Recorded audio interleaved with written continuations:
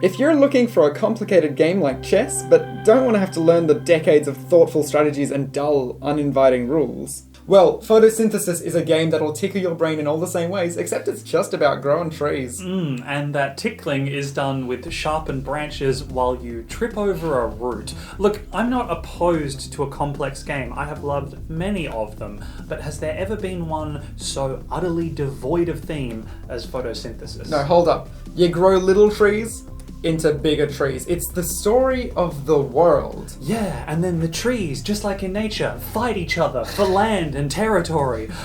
These could be literally anything else, and the game would be so much more interesting. Okay, but they're not. No, they're not interesting. No, listen. The game's not about the fact that they're trees. I don't care that I'm planting seeds maliciously to grow them only as an effort to stop other players from spreading their seeds around as a theme. That doesn't matter. I am enamored by the actual play of this game. Which we can take a look at. Put simply, it's an engine building game. The trees cast shadows across the board in the direction of the sun 1 to 3 spaces, and as long as they're not being shadowed by larger trees, they'll gain 1, 2 or 3 light depending on their size. So you start with 2 trees, and as you use your light to put more seeds on the board near other trees or let your trees grow, your engine grows too, while hopefully getting in the way of other players. Once a tree is fully grown, it's removed from the board and you get points depending on which layer of the hexagon it grew in. Earlier is better though. You'll get more points for doing it before everybody else. The game ends when the sun has circled the board 3 times. It's beautiful and this wonderful visual effect, but it holds a horribly dense area control game. It's vicious. This game has this cyclical back and forth between depriving others of earning sunshine and seeing them directly stop you from getting it, as you race to set yourself up in the best position so that by the time the sun comes around that next corner, you'll be slowly outpacing everybody else. And yet it's so easy to slip up as well. Having someone block your light, earning 1 less sun than is expected, is genuinely destructive to entire strategies. This game is just everybody whittling each other down, turn by turn, until you're a lifeless husk, having only won by compromising the best, but seeing every plan you've made buried unceremoniously.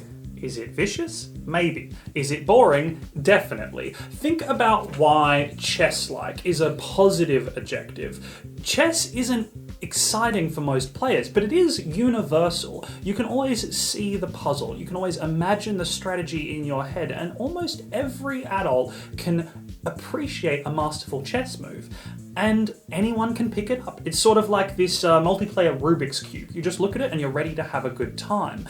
But when I dive into a modern board game, I think I'm willing to sacrifice a little bit of that universality, a little bit of that eternal quality for some chutzpah, some pizzazz, something that makes me feel like a freewheeling diplomat scoring political points against my opponents. You know, give me a bit of a thrust. Do trees just not do it for you? Are they space trees? No, they're not space trees. It's an ordinary forest, but if you look between the bushes, that's where the more interesting battle is. The battle is between the players at the table, and it gives you that feeling of a complex and thoughtful game. But unlike memorizing a dozen movement patterns and strategies, Photosynthesis has an absurdly simple set of rules. It's just plant trees, grow them bigger, and chop.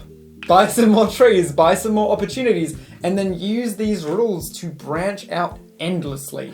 And the thing is that while those words, plant, grow, and I guess chop, are things that you could theoretically do with or to trees, as with real trees, this ends up feeling really a lot like biology homework. And that's a real killer when you consider that there are games just as rich and strategically deep, like Pax Pamir or Terraforming Mars, but instead they give you a real story to buy into. Right, but like chess, those games are uninviting. There's nothing scary about a forest.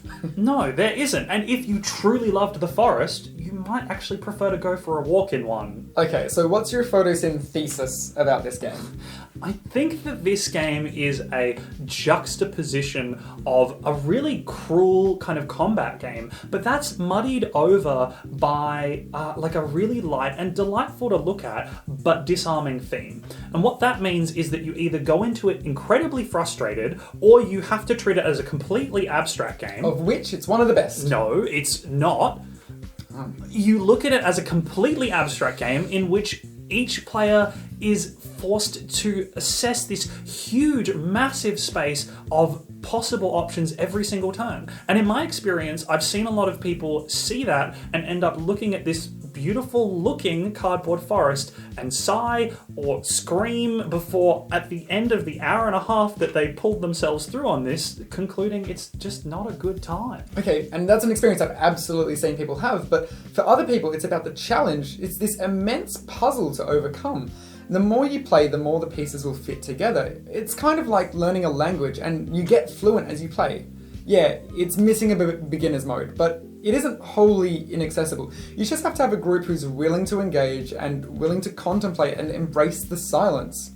If a tree falls in the woods and 3 players are waiting for a 4th to make a turn, does anybody hear it? No. Yeah.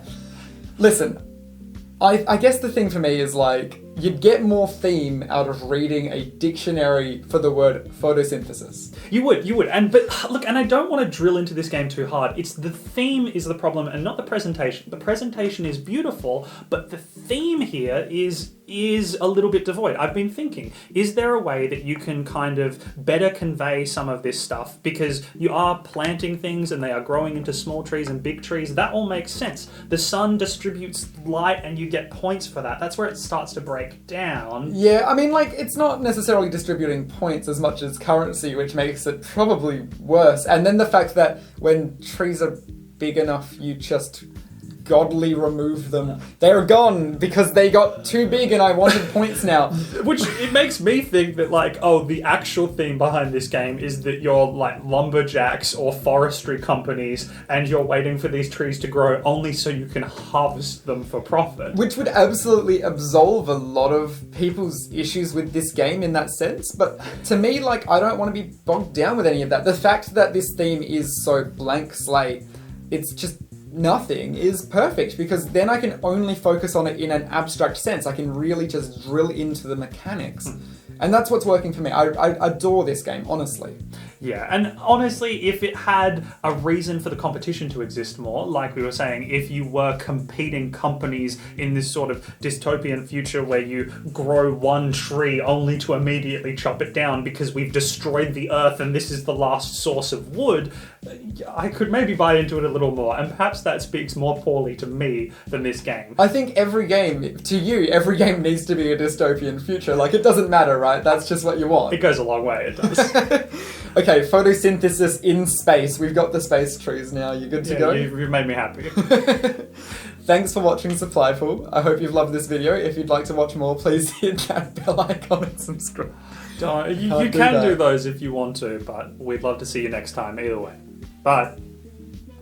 That one, I won't include that.